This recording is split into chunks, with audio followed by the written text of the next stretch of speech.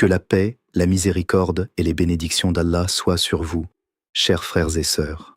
Aujourd'hui, nous allons aborder une question qui revient très souvent, une question qui touche à nos habitudes quotidiennes, à notre rapport à la sunna, et qui malheureusement est source de beaucoup de confusion dans nos communautés. Se couvrir la tête est-il réellement une sunna authentique du prophète que la paix et le salut d'Allah soient sur lui, ou bien s'agit-il d'une coutume culturelle que nous avons, avec le temps, transformée en obligation religieuse? Cette question mérite toute notre attention, car elle touche à un principe fondamental de notre religion, la distinction entre ce qui relève de l'adoration prescrite par Allah et son messager, que la paix et le salut d'Allah soient sur lui, et ce qui relève de la coutume, de la culture, de l'habitude d'une époque et d'une région. Beaucoup de musulmans aujourd'hui confondent ces deux notions, et cette confusion peut nous mener à des excès dans un sens comme dans l'autre. Soit nous imposons aux gens des obligations qui n'existent pas dans notre religion, soit nous négligeons des pratiques qui, elles, sont réellement recommandées. Notre objectif aujourd'hui est de clarifier cela avec sagesse, avec preuve et avec le cœur ouvert, loin de toute polémique stérile.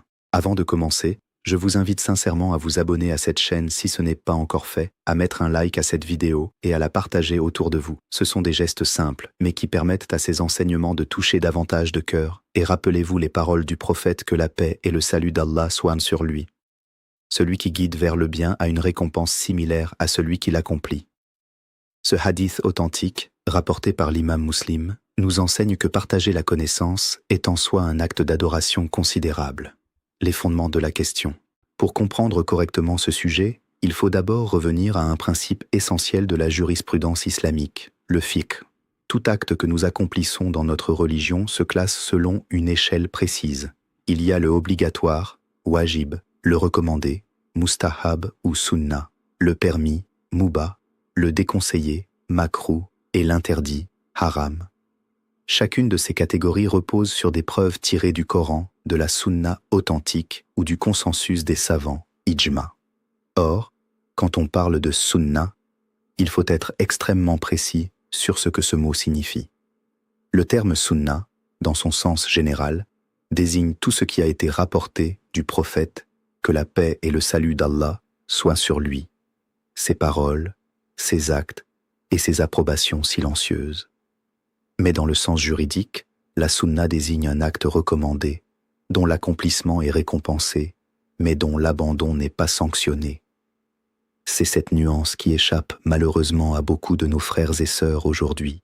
Concernant le fait de couvrir la tête, que ce soit avec une calotte, un turban ou tout autre couvre-chef, il faut savoir que cela relevait, à l'époque du prophète que la paix et le salut d'Allah soient sur lui, d'une pratique culturelle très répandue chez les Arabes de la péninsule, mais aussi chez de nombreux peuples de cette région du monde à cette époque. Les hommes, de manière générale, se couvrirent la tête, que ce soit pour se protéger du soleil ardent du désert ou par respect des convenances sociales de l'époque. Le prophète que la paix et le salut d'Allah soient sur lui lui-même portait souvent un turban, appelé imama en arabe, ainsi qu'une calotte, appelée kalansuwa. Il est authentiquement rapporté, dans plusieurs recueils de hadiths, que le prophète que la paix et le salut d'Allah soient sur lui portait le turban lors de la conquête de la Mecque et qu'il l'enroulait par-dessus une calotte. Ibn Omar, qu'Allah l'agrée, rapportait que le prophète que la paix et le salut d'Allah soient sur lui aimait porter le turban. De même, il est rapporté que certains compagnons, après la mort du prophète que la paix et le salut d'Allah soient sur lui, continuaient à porter le turban en héritage de cette pratique. Mais voici la question essentielle que nous devons nous poser, chers frères et sœurs. Est-ce que le fait que le prophète que la paix et le salut d'Allah soient sur lui portait un turban ou une calotte fait de cet acte une sunna religieuse au sens strict, c'est-à-dire un acte d'adoration recommandé par la religion elle-même, ou est-ce simplement une habitude vestimentaire de son époque et de sa culture, comme le fait de porter certains types de vêtements traditionnels arabes? C'est ici que les savants, à travers l'histoire de l'islam, ont développé une distinction fondamentale entre ce qu'on appelle la sunna al-ada, c'est-à-dire la sunna des habitudes, et la sunna al-ibada, c'est-à-dire la sunna des actes d'adoration. Cette distinction est absolument capitale pour comprendre notre sujet. La sunna des actes d'adoration concerne tout ce que le prophète, que la paix et le salut d'Allah soient sur lui, a accompli dans l'intention explicite d'adorer Allah, de se rapprocher de lui, et qu'il a lui-même désigné comme faisant partie de la religion. Par exemple, la prière surérogatoire, le jeûne volontaire, Les invocations spécifiques. Tout cela relève de l'adoration, et le prophète, que la paix et le salut d'Allah soient sur lui, a clairement établi que ces actes font partie de la religion, avec des récompenses associées.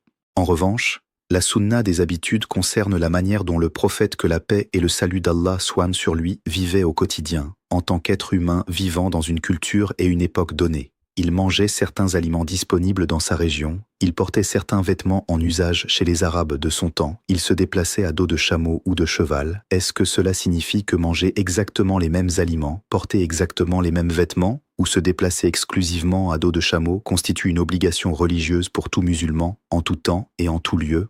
Bien sûr que non, et aucun savant sérieux de l'islam n'a jamais soutenu une telle position.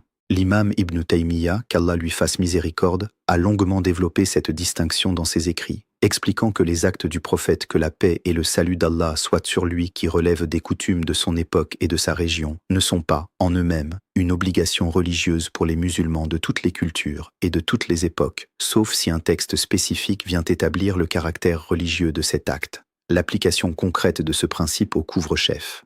Maintenant que nous avons posé ce principe fondamental, revenons à notre question précise. Se couvrir la tête est-il une sunna religieuse obligatoire ou recommandée, ou bien une coutume vestimentaire? Il faut d'abord distinguer deux contextes bien différents. Le port du couvre-chef dans la vie quotidienne, en dehors de la prière, et le port du couvre-chef pendant la prière elle-même. Concernant la vie quotidienne, la très grande majorité des savants s'accordent à dire qu'il n'existe aucune obligation religieuse de se couvrir la tête en dehors du contexte du pèlerinage pour les hommes en état d'ihram, où là, c'est effectivement interdit de se couvrir la tête directement avec un tissu cousu, comme cela est mentionné dans le hadith authentique rapporté par l'imam al-Bukhari, où le prophète, que la paix et le salut d'Allah soient sur lui, a énuméré les interdits de l'ihram pour l'homme, dont le port de vêtements cousus sur la tête. En dehors de ce contexte spécifique du pèlerinage, porter une calotte, un turban, un chapeau ou tout autre couvre-chef relève de la liberté personnelle, de la coutume et de ce qui est convenable selon la culture et l'époque dans laquelle vit le musulman. Un frère vivant dans un pays où le climat est très froid pourra porter un bonnet pour se protéger du froid, et cela n'a strictement aucun rapport avec un acte d'adoration.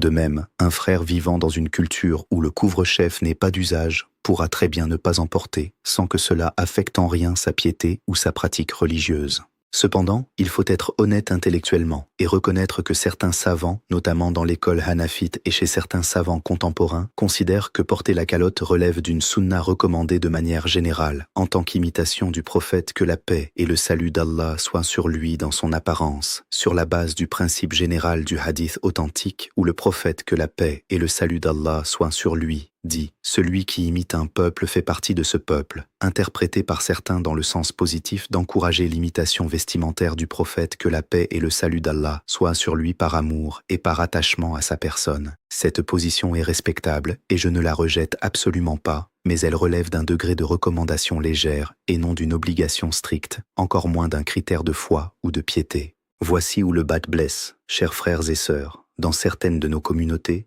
on en est venu à considérer qu'un homme qui ne porte pas de calotte, particulièrement dans la mosquée ou pendant la prière, est un homme moins pieux, voire même parfois on lui fait des remarques déplacées, on le regarde avec suspicion alors que ceci n'a absolument aucun fondement religieux solide. C'est exactement ce type d'excès contre lequel nous devons nous prémunir, car Allah dit dans son livre « Ne dites pas, pour ce que vos langues profèrent au hasard, ceci est licite et ceci est illicite, pour forger le mensonge contre Allah. » Ce verset, tiré de la sourate An-Nahl, verset 116, nous met en garde contre le fait d'ériger en obligation religieuse ce qui n'en est pas une.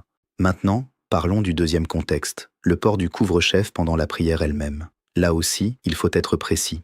La condition religieuse pour la validité de la prière de l'homme concerne la couverture de l'aura, c'est-à-dire de la partie du corps qui doit obligatoirement être couverte, qui va, selon l'avis le plus fort chez la majorité des savants, du nombril jusqu'aux genoux. La tête ne fait absolument pas partie de l'aura de l'homme, et donc, sur le plan strictement juridique, prier tête nue est parfaitement valide, et la prière de celui qui prie sans couvre-chef est tout aussi valable que celle de celui qui en porte un. Cela dit, il existe une recommandation chez de nombreux savants d'accomplir la prière dans la meilleure tenue possible, en référence au verset du Coran où Allah dit « Ô enfants d'Adam, dans chaque mosquée, portez votre parure ». Ce verset, extrait de la sourate Al-A'raf, verset 31, encourage les musulmans à se présenter devant leur Seigneur dans la plus belle apparence possible, par respect et par vénération, envers cet acte d'adoration majeur qu'est la prière. Or, dans beaucoup de cultures musulmanes, porter un couvre-chef fait partie de cette belle apparence, de cette tenue soignée et digne.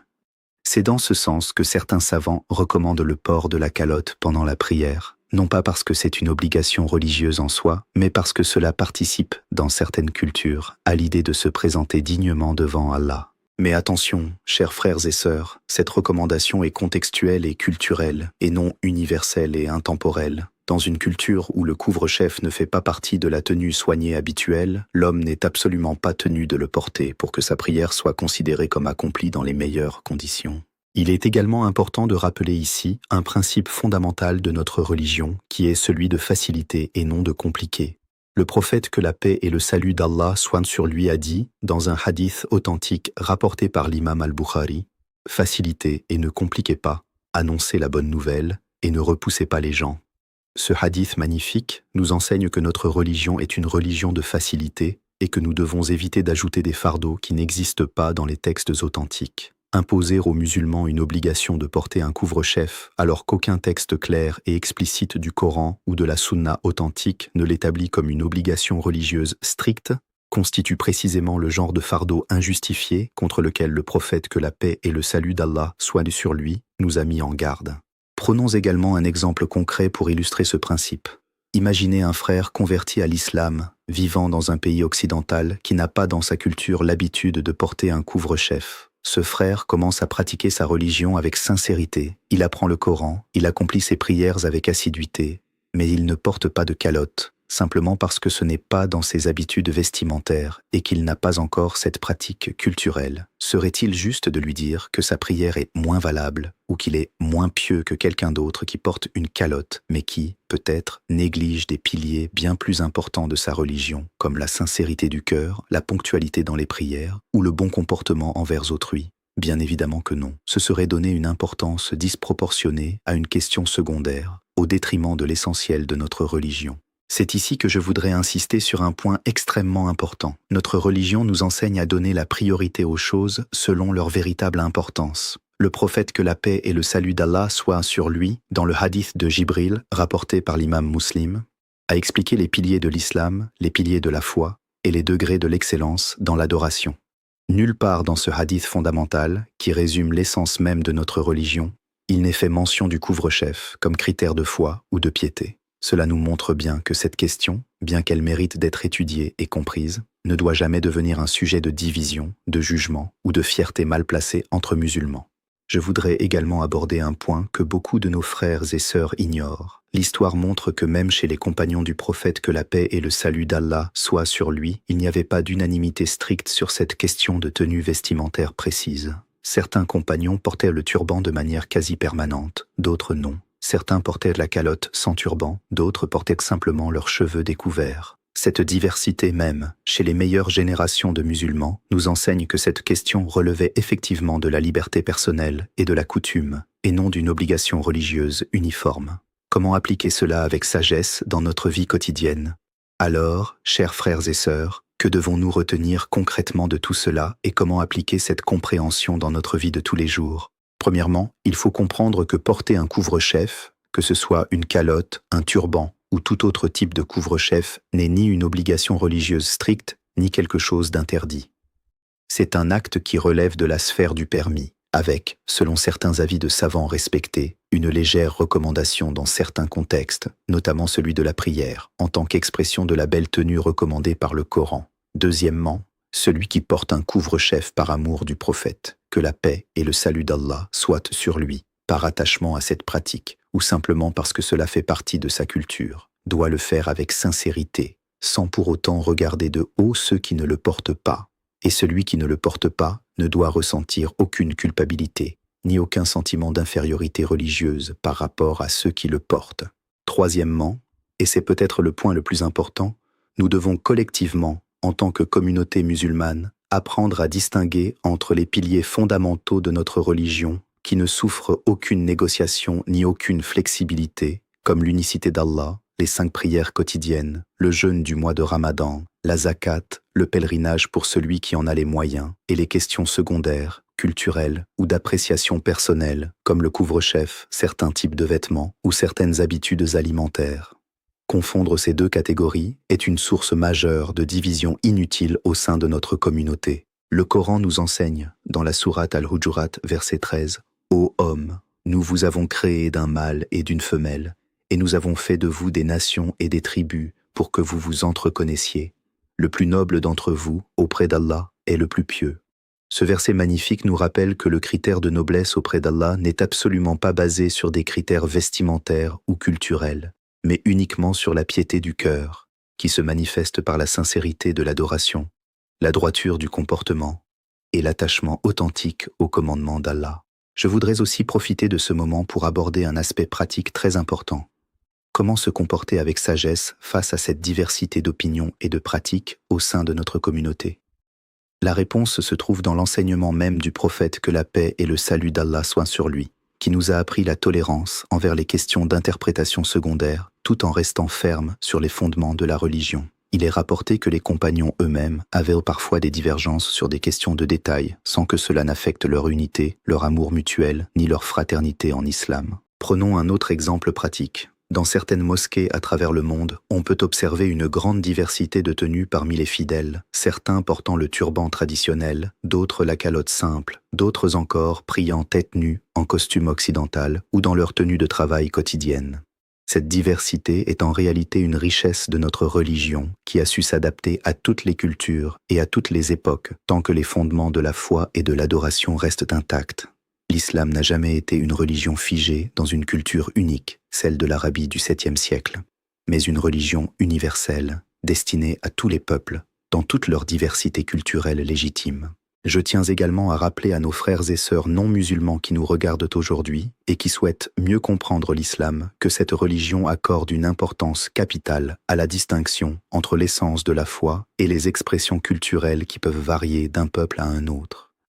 Ceci démontre la profondeur et la sagesse de notre jurisprudence islamique, qui n'a jamais cherché à imposer une culture unique à tous les peuples de la terre, mais plutôt à établir des principes universels de justice, de moralité et de spiritualité, tout en laissant une large marge de liberté pour les expressions culturelles légitimes. Chers frères et sœurs, au terme de cette explication, il est important de retenir les points essentiels suivants. Se couvrir la tête, que ce soit avec une calotte ou un turban, n'est pas une sunna religieuse obligatoire au sens strict du terme, mais relève davantage d'une pratique culturelle de l'époque du prophète, que la paix et le salut d'Allah soient sur lui, que certains savants considèrent comme légèrement recommandé par imitation et par amour du prophète, que la paix et le salut d'Allah soient sur lui, notamment dans le cadre de la prière, en tant qu'expression de la belle tenue recommandée par le Coran. Nous devons impérativement éviter de transformer cette question secondaire en un critère de jugement de la piété d'autrui, et nous devons apprendre à donner la priorité aux véritables piliers de notre religion, la sincérité envers Allah, l'accomplissement assidu des prières, le bon comportement envers autrui, la recherche constante de la connaissance religieuse authentique et l'attachement profond au Coran et à la sunna authentique du prophète, que la paix et le salut d'Allah soient sur lui. Que cette explication vous soit bénéfique, qu'elle dissipe la confusion qui pouvait exister dans vos cœurs et qu'elle vous rapproche davantage de la compréhension authentique et équilibrée de notre magnifique religion. N'oubliez jamais que l'islam est une religion de facilité, de miséricorde et de sagesse. Comme Allah le dit lui-même dans le Coran, Sourate Al-Baqarah, verset 185. Allah veut pour vous la facilité, il ne veut pas la difficulté pour vous. Je vous invite une dernière fois à vous abonner à cette chaîne pour ne manquer aucun enseignement, à liker cette vidéo si elle vous a été bénéfique, à la partager avec vos proches, vos amis, vos familles, afin que cette connaissance authentique se propage et bénéficie au plus grand nombre. Et j'invite également chacun d'entre vous, dans les commentaires, à écrire « Allahu Akbar » en signe de reconnaissance de la grandeur d'Allah et de gratitude envers lui pour cette connaissance qu'il nous a permis de partager aujourd'hui. Qu'Allah nous guide tous vers la compréhension authentique de notre religion, qu'il nous préserve des excès, qu'il nous accorde la sincérité dans notre adoration et qu'il fasse de nous des musulmans équilibrés, sages et unis autour de l'essentiel de notre foi. Qu'Allah vous bénisse et qu'il nous réunisse tous au paradis, avec la permission d'Allah. Assalamu alaikum wa rahmatullahi wa barakatuh.